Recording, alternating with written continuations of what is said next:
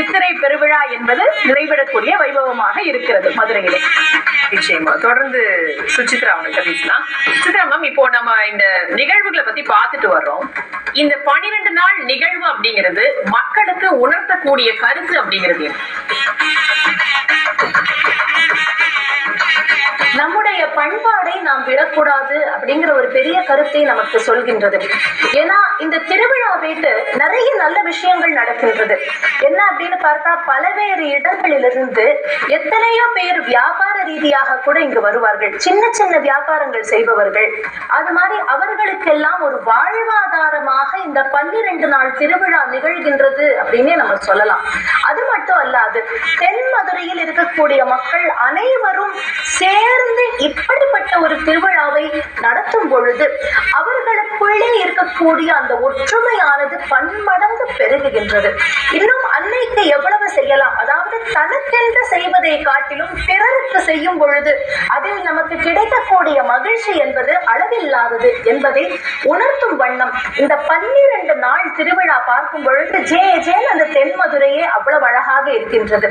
இன்னும் எத்தனையோ ஊர்ல இருந்து வெளிநாட்டிலிருந்தெல்லாம் கூட இந்த அற்புதமான திருவிழாவை வந்து தரிசிப்பவர்கள் உண்டு. ஒவ்வொரு நாள் ஒவ்வொரு விழாவும் நமக்கு பெரும் தத்துவார்த்தங்களை உணர்த்துகின்றது.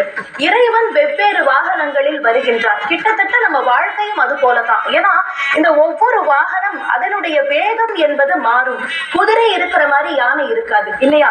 அப்ப யானை இருப்பது போல சிம்மம் இருக்காது, அது போல ரிஷபம் இருக்காது என்று ஒவ்வொரு வாகனத்திற்கும் ஒரு ஒரு விதமான குணாதிசயம் உள்ளது. ஆனால் எது வாகனமாக இருந்தாலும் நம் மதி சிறந்ததாக இருந்தால் அந்த வாகனத்தை வெற்றியோடு நாம் செலுத்த முடியும். அந்த வாகனம் என்பது ஒரு பொருட்டல்ல, நாம் மதியை அதற்கு தகுந்தவாறு எப்படி நாம் பிரயோகப்படுத்துகின்றோம் என்பதே முக்கியம் என்பதை உணர்த்துவது போல ஒவ்வொரு வாகனத்திலையும் இறைவன் வருகின்றார். தேரோட்டத்திற்கு வடம் பிடித்தார்கள் இல்லையா? வடம் பிடிக்க போகின்றார்கள் நாளை. எதற்கு என்று பார்த்தால் தேவி இடத்தில், அதாவது தேவியின் மனத்தில் இடத்தை பிரிக்க வேண்டும் என்பதனால் வடத்தை பிடித்து தேர் எடுக்கின்றார்கள். வாழ்க்கையில் எவ்வளவு சுமை இருந்தாலும் ஒன்று கூடி நாம் இழுத்தோமே ஆனால் அது நமக்கு சுமையாக தெரியாது. நிச்சயமா. அதாவது மதுரை சித்திரை திருவிழா என்பது வெகு விமரிசையாக நடைபெற்று வருகிறது. அந்த திருவிழாவின் முக்கிய நிகழ்வாக இன்று மீனாட்சி திருக்கல்யாணம் என்பது நடந்தேறியிருக்கிறது. சன் நியூஸ் வாயிலாக நாம் அதை பார்த்து மகிழ்ந்தோம்.